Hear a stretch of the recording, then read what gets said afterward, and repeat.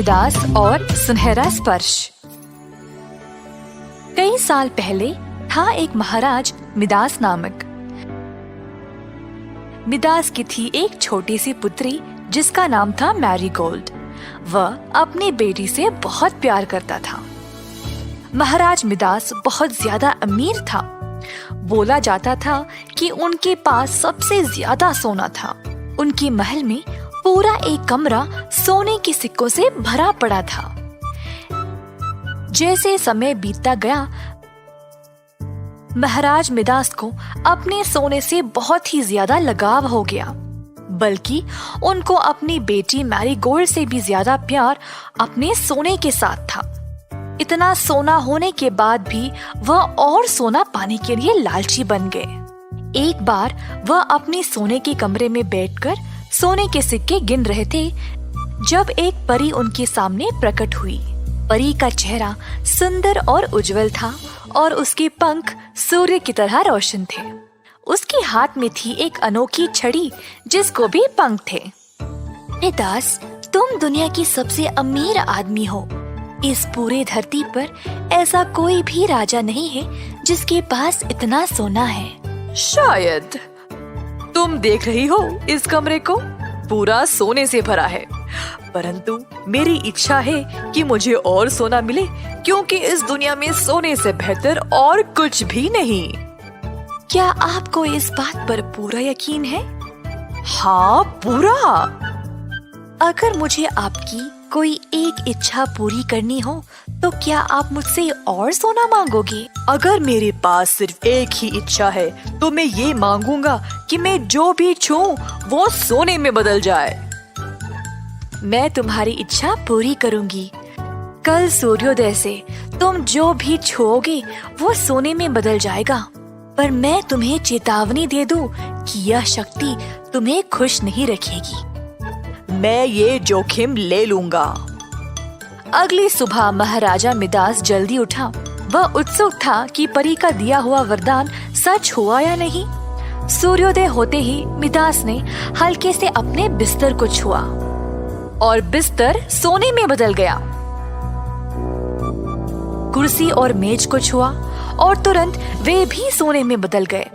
महाराजा खुशी से पागल हो गया। कमरे में इधर से उधर दौड़ने लगा, हर एक चीज को छूते हुए, और सब कुछ जादू की तरह चमकीले सोने में बदल गया। जल्द महाराज को भूख लगने लगा तो वह नाश्ता करने तैयार हुआ। जब उसने पानी का ग्लास उठाया तो ग्लास के साथ साथ पानी भी सख्त सोने में बदल गया। पानी का एक बूंद नहीं मिला। रोटी भी उनके छूते ही सोने में बदल गया। मांस भी सख्त पीला और चमकीला बन गया। खाने के लिए एक भी चीज नहीं बचा। सब कुछ सोना, सोना, सिर्फ सोना। अचानक से उसकी छोटी बेटी बाग से दौड़ते हुए आई। डैडी, डैडी कहते हुए छोटी लड़की अपने पिताजी की बाहों में आ गई और महाराजा ने उसको हल्का सा चूमा। अचानक महाराजा का मन पीड़ा से भर गया और सब कुछ अंधेरा लगने लगा। दुखी होकर उन्होंने उस परी को पुकारा जिसने उनको ये वरदान दिया था। महाराज भीख मांगने लगा। ओ महान परी, ये वरदान नहीं शाप है। कृपया इसको वापस ले लो और मेरा सारा सोना भी ले लो। बस मेरी बेटी मुझे लौटा दो। उसी समय परी उनके सामने प्रकट हुई और बोली, तो क्या आपको अभी भी लगता है कि दुनिया में सबसे महान चीज सोना है? नहीं, नहीं, रोया महाराज। मुझे सोने से नफरत है। क्या आपको पूरा यकीन है कि अब आपको ये सुनहरा स्पर्श नहीं चाहिए? मैंने अपना सबक सीख लिया है। मुझे अब पता है कि दुनिया में सबसे महान चीज सोना नहीं है। ठीक है, इस घड़े को लो। इसमें परी के आंसू हैं। इसको उस हर चीज पर छिड़कना जो आपके स्पर्श से सोने में बदला था। ऐसा करने के बाद सब कुछ पहले जैसा हो जाएगा। महाराज ने घड़ा लिया और अंदर अपनी बेटी के पास दौड़े।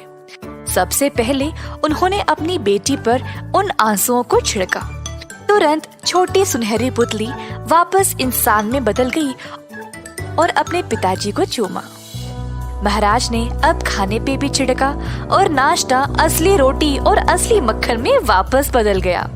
महाराज को सोने से इतनी नफरत हो गई थी कि उन्होंने बाकी के सारे चीजों पर भी छिड़का जो कुछ सोने में बदला था। उस दिन महाराज ने एक बहुत कीमती सबक सीखा कि सोना से दुनिया की सारी खुशियां भी नहीं खरीद पाओगे।